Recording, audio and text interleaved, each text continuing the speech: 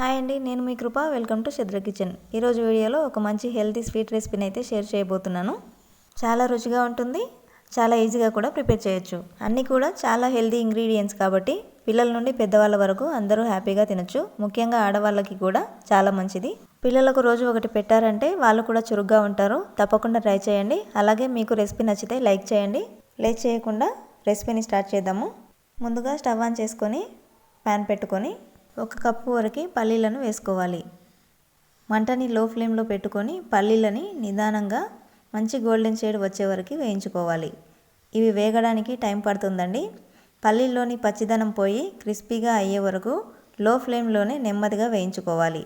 పల్లీలు అనేవి చక్కగా వేగకపోతే కూడా పచ్చివాసన అలాగే ఉండి టేస్ట్ కూడా బాగోదండి. కొంచెం టైం పట్టినా సరే లో ఫ్లేమ్లోనే వేయించుకోవాలి. నేను ఇక్కడ ఒక టిప్ చెప్తానండి. పల్లీలు త్వరగా వేగాలన్నా, పల్లీలో నుండి ఎక్కువ ఆయిల్ రిలీజ్ కావాలన్నా పల్లీలను 2-3 గంటల పాటు ఎండలో ఎండబెట్టుకోవాలి.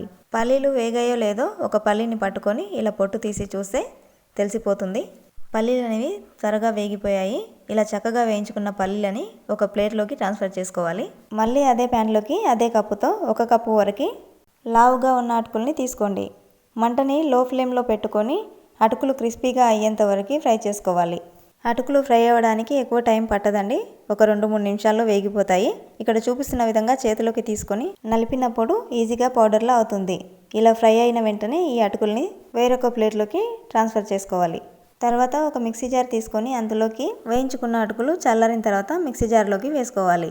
ఇందులోకి మంచి ఫ్లేవర్ కోసం ఒక 4-5 యాలకుల్ని వేసుకోవాలి. అటుకుల్ని మెత్తగా కాకుండా కొంచెం రవ్వలాగా గ్రైండ్ చేసుకోవాలి. ఇలా గ్రైండ్ చేసుకున్న ఈ అటుకుల పౌడర్ని ప్లేట్లోకి తీసుకోవాలి. మళ్ళీ అదే జార్లోకి వేయించుకున్న పల్లీలను వేసుకొని మరీ మెత్తగా కాకుండా అలా అని మరీ పలుకులుగా కాకుండా మీడియంగా ఉండేలా గ్రైండ్ చేసుకోవాలి. ఈ విధంగా గ్రైండ్ చేసుకోవాలి. లైట్గా బరకగా ఉండేలా గ్రైండ్ చేసుకోవాలి. ఈ పౌడర్ని కూడా అటుకుల ప్లేట్లోకి ట్రాన్స్ఫర్ చేసుకోవాలి.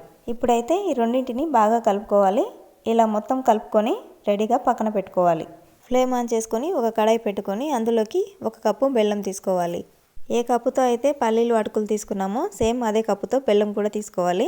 1/2 కప్పు వరకు నీళ్ళను వేసుకొని మంటని మీడియంలో పెట్టి బెల్లాన్ని ఇలా కలుపుతూ కరిగించుకోవాలి. 1 కప్పు అటుకులకి 1 కప్పు పల్లీలకి 1 కప్పు బెల్లం సరిగ్గా సరిపోతుంది. మీకు ఇంకాస్త తీపి కావాలనుకుంటే ఇంకొక 1/2 కప్పు బెల్లం ఎక్కువగా తీసుకోండి. బెల్లం కరిగిపోయింది కదా, మనకి పాకం ఏమీ రావాల్సిన అవసరం లేదు. జస్ట్ మెల్ట్ అయితే చాలు. ఈ బెల్లం సిరప్ని పక్కనుంచుకోవాలి. ఇప్పుడు ఒక ప్యాన్ పెట్టుకొని 2 టేబుల్ స్పూన్ల వరకు నెయ్యి వేసి కరిగించుకోండి.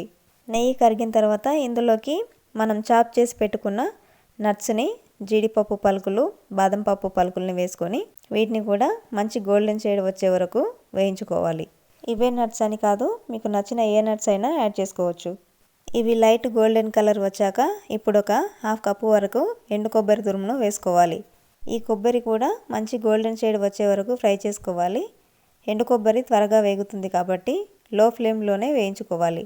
ఇప్పుడు కొబ్బరి కూడా బాగా ఫ్రై అయిపోయింది కదా, ఇందులోకి మనం ముందుగా కరిగించుకున్న బెల్లం సిరప్ని యాడ్ చేసుకోవాలి.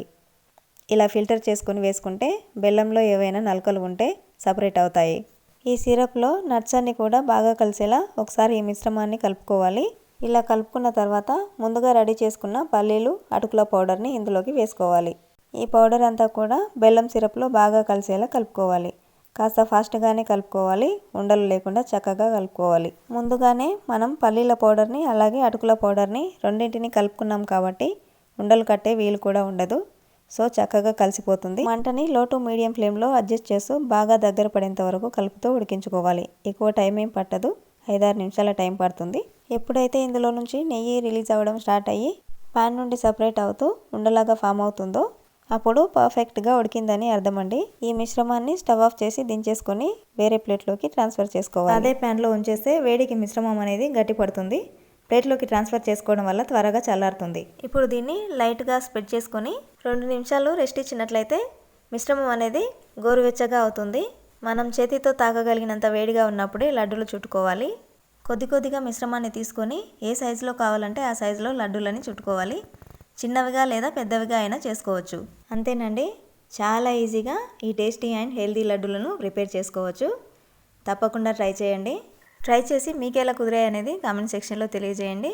ఈ రెసిపీ మీకు నచ్చినట్లయితే వీడియోని లైక్ చేసి ఫ్రెండ్స్ అండ్ ఫ్యామిలీ మెంబర్స్కి షేర్ చేయండి. మరిన్ని టేస్టీ అండ్ హెల్దీ రెసిపీస్ కోసం మన చంద్ర కిచెన్ ఛానల్ని సబ్స్క్రైబ్ చేయండి. మరొక మంచి రెసిపీతో మళ్ళీ కలుద్దాం. అంతవరకు బాయ్ అండి. Thanks for watching.